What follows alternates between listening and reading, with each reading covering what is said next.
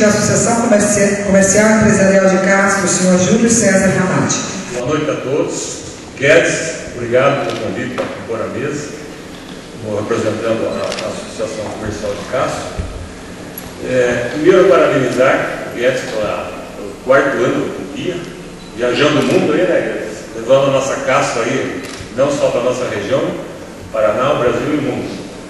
E torcer que ele continue tendo essas boas ideias para levar o nosso município para toda a região, para todo mundo.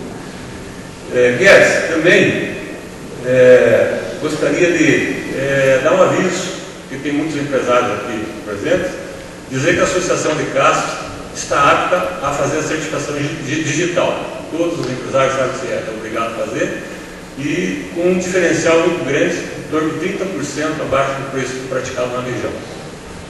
O mais é colocar a nossa Associação Comercial de Castro à disposição para a gente fazer alguma parceria aí para melhorar nosso turismo, o que a gente puder, em outras áreas inclusive, nos colocar à disposição para nós trabalharmos juntos.